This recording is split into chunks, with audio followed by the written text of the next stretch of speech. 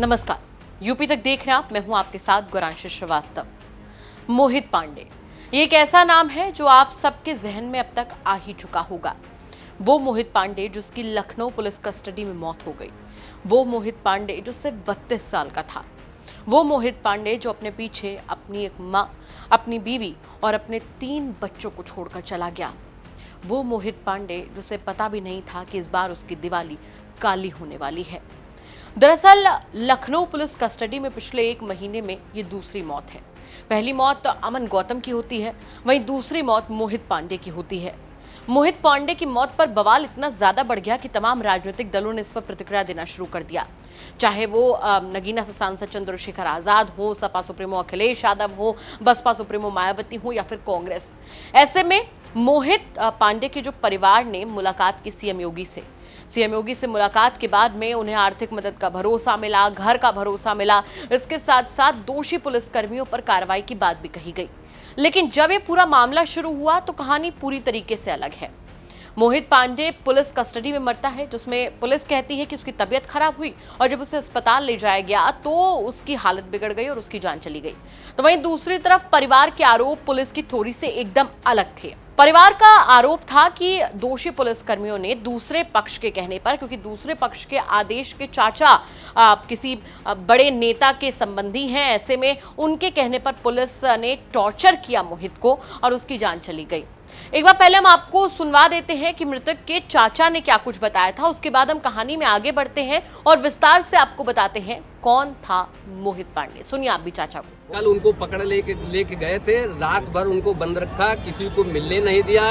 एक भाई को इमरजेंसी में एडमिट करा दिया तारीख 26 26 है 25 है 26/10/2024 को, और उसको मरा हुआ अस्पताल में एडमिट करा दिया।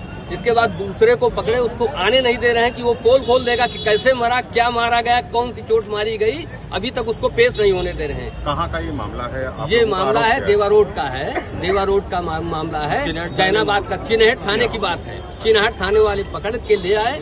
किस मामले में लाए थे? 151 में मारपीट हुई थी। किससे हुई थी? अरे पोर्टर वाला है, मैं जान नहीं था, अवधेश नाम है उसका। उसको ला करके रात में कोई नेता आया, उसको मरवाया, विधिवत मरवाया, ऐसी चोट मारी कि वो मर गया। सवेरे आकर के पुलिस वालों ने अस्पताल लोहिया अस्पताल में एडमिट कर दिया। जब उसकी डेथ हो गई तब हम लोगों को इन्फॉर्म कर रहे हैं कि ये मर गया। दूसरा भाई कहाँ से? दूसरा भाई अभी कोर्ट में पता नहीं, हम लोग अभी पता नहीं लग रहा, कहाँ नहीं लग रहा। पुलिस क्या बता रही है? नहीं, देखने नहीं दिया। उसको साथ में ले आए थे, उसको मिलने नहीं दे रहे हैं। वहीं इस मामले में हम आपको ज्यादा जानकारी दें उससे पहले पुलिस की तरफ से क्या कुछ कहा गया, क्योंकि आरोप पुलिस पर लगे, तो ऐसे में पुलिस का क्या रिएक्शन सामने आया इनिशियल तौर पर, क्योंकि सिर्फ और सिर्फ आपको पुलिस के बयान में ये समझ में आएगा कि हम जांच कर रहे हैं, आगे जो भी होगा बताया जाएगा, यही बात कही जा रही है। एक बार सुनिए आप भी पुलिस को, पुलिस क्या कह रही है। अभी हम लोग पूरे प्रकरण की जांच कर रहे हैं, जांच करके कार्रवाई कोई जैसा होगा आपको अवगत कराएंगे। तो किस मामले में हिरासत में लिया गया था उनको, कुछ जानकारी से?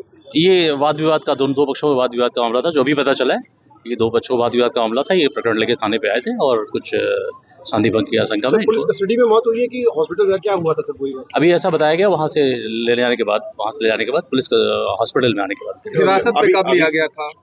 अभी डिटेल्ड इन्फॉर्मेशन क्या है जो लोकल पुलिस ने आपको शेयर की है कि कैसे विवाद हुआ था, कौन लोग? अभी पूरी जानकारी हम आपको करके फिर आपको बता पाएंगे। जिस कार्रवाई करते पूरी आपको अवगत करें। जिस व्यक्ति की मौत हुई सर, उसका प्रोफाइल, नेम, एज क्या है, कौन है? अभी मोहित नाम का आदमी है जो कोई 32 साल का है और इनका कुछ वाद विवाद था। लोग आरोप है कि वो लोग थाने गए, मिलने नहीं दिया। इसकी हम लोग जांच कराएंगे। 151 जबकि मारपीट में लेकर हवालात में बंद किया गया पीड़ित का आरोप। इसकी हम लोग देखेंगे, जांच करेंगे, पूरी कार्रवाई फिर आपको अवगत करेंगे। वहीं चलिए अब आपको पूरा विस्तार से मामला बताते हैं कि कौन था मोहित पांडे, कहां का रहने वाला था, उसके साथ क्या हुआ, परिवार के क्या आरोप और उस पर अब क्या कुछ बड़ा एक्शन, कड़ा एक्शन लिया जा रहा है। मोहित पांडे लखनऊ का वो लड़का जिसके घर वालों के पास अब रोने बिलखने और अपने बेटे को याद करने के अलावा कोई चारा नहीं है। मोहित पांडे जिसकी उम्र तकरीबन 32 साल थी और वो चिन्हट के अपट्रॉन इलाके में नई बस्ती जैनाबाद का रहने वाला था। बताया जा रहा है कि शुक्रवार को बच्चों के झगड़े में मोहित पांडे और उनके भाई शोभाराम को पुलिस थाने लेकर आई थी। दोनों ही पक्षों को थाने लाया गया था। पुलिस का दावा है कि शांति भंग में चालान कर शनिवार को दोपहर जब कोर्ट ले जाया जाने लगा तो मोहित की तबीयत बिगड़ी। जब मोहित को लोहिया अस्पताल ले जाया गया तो उसकी मौत हो गई। तो वहीं परिवार की तरफ से आरोप लगाए जा रहे हैं कि मोहित पांडे पुलिस की प्रताड़ना का शिकार बना। ऐसे में पुलिस की ज्यादती के चलते मोहित की मौत हो गई। अब इस मामले में एक्शन क्या हुआ है, ये एक बड़ा सवाल है। तो आपको बता दें कि जिस पुलिसकर्मी पर नामजद एफआईआर मृतक की मां ने दर्ज कराई है, उसे फिलहाल सस्पेंड कर दिया गया है। जांच की जा रही है, लेकिन बड़ी बात यह है, बड़ा सवाल यह है कि पुलिस कस्टडी में अपने जान गंवाने वाले मोहित पांडे की वापसी क्या हो पाएगी? क्या एक मां को उसका बेटा मिल पाएगा? क्या उसकी पत्नी को उसका पति और बच्चों को उनका पिता मिल पाएगा? सवाल कई है, क्योंकि पुलिस की थ्योरी से काफी अलग घर वालों की थ्योरी चल रही है।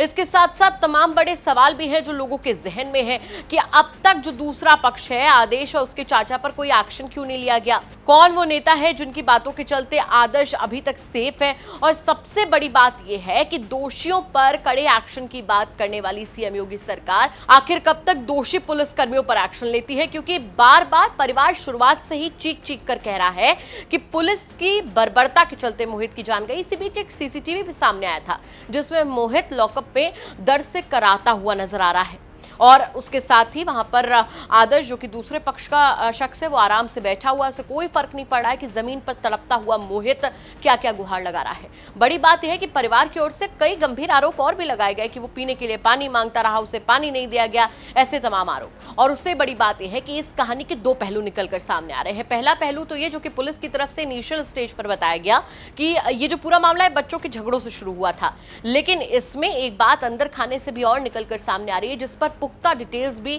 बहुत जल्द आ जाएंगी कि आदर्श और मोहित का पहले से झगड़ा था। ये घटना अपने आप में कई बड़े सवाल खड़े करती है। सबसे बड़ा सवाल तो यहाँ पर यह है कि ये जो रंजिश थी, ये पुरानी थी या फिर नया नया बच्चों का ही मामला था? और उससे बड़ा, सबसे बड़ा गंभीर सवाल ये खड़ा होता है कि पुलिस की कस्टडी में मौतों के मामले कब तक सामने आते रहेंगे? मोहित पांडे का परिवार इंसाफ की गुहार लगा रहा है, उसे इंसाफ कब तक मिलेगा? इन तमाम सवालों के साथ आपको छोड़कर जा रहे हैं। साथ ही आपसे भी कहना चाहेंगे कि अगर आपके आसपास के इलाके में कोई ऐसी बड़ी घटना होती है जो कि क्राइम की एक बड़ी खबर बन सकती है, तो मैं कमेंट करके जरूर बताइएगा। हम उसकी तह तक जाएंगे, उसके बाद में उसे खबर के तौर पर आप तक जरूर पहुंचाएंगे। नमस्कार।